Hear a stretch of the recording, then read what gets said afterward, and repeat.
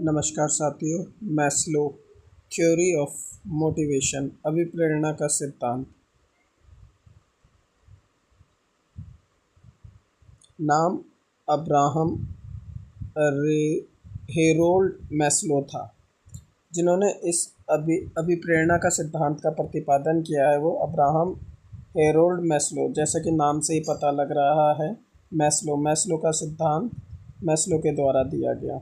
जन्म 1 अप्रैल 1908 न्यूयॉर्क में।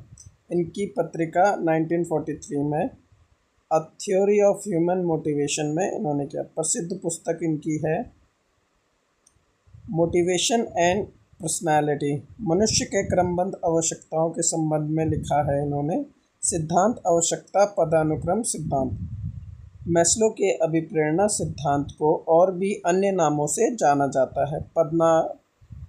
पदानुक्रमित आवश्यकताओं का सिद्धांत, मांग आपूर्ति आवश्यकताओं का सिद्धांत, नाभिकीय आवश्यकताओं का सिद्धांत, मानवतावादी आवश्यकताओं का सिद्धांत, मैस्लो का अभिप्रेरणा सिद्धांत और मैस्लो का पिरामिड सिद्धांत। ये बहुत क्वेश्चन पूछा जाता है। पिरामिड सिद्धांत, तो मैस्लो द्वारा पिरामिड का भी सिद्धांत दिया गया है।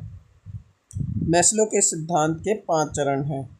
पहला, शारीरिक अवस्था, फिजिकल नीड्स, सुरक्षा की आवश्यकता, सेफ्टी रिक्वायरमेंट। तीसरा, प्यार एवं संबंधों की आवश्यकता, need for love and belonging. आत्मसम्मान की आवश्यकता और लास्ट, आत्मबोध की आवश्यकता। शारीरिक आवश्यकता, फिजिकल नीड। मनुष्य की प्राथमिक आवश्यकता क्या होती है? प्राथमिक आवश्यकता होती है भोजन, पानी, वस्त्र, मन की एकाग्रता, मौन, यौन संबंधी आवश्यकताएं एवं शारीरिक आराम के लिए मनुष्य की प्राथमिक ये सब आवश्यकताएं हैं। मनुष्य की आवश्यकताएं करने के बाद उसके बाद उसको सुरक्षा की आवश्यकता पड़ती है। जैसे सुरक्षित घर, नौकरी की सुरक्षा, स्वास्थ्य और सुरक्षित वातावरण इत्यादि वह ये कार्य करता है। सुरक्षा की आवश्यकता के बाद तीसरा, प्यार एवं संबंधों की आवश्यकता। अब उसके पास खाना भी आ गया, फिर रहना भी हो गया, उसके पास सुरक्षा भी हो गई। अब वो समाज में रहने के लिए परिवार बढ़ाता है, जैसे पति पत्नी, भाई बहन, प्यार, दोस्त इत्यादि।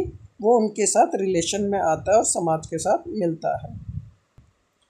चौथा, आत्मसम्मान की आवश्यकता। इसमें क्या होता है, आदमी जब सारे कार्य कर लेता है तो उसमें जिस कारण वह एक गौरवपूर्ण पद प्राप्त करने और दूसरों से अलग पहचान के लिए करता है,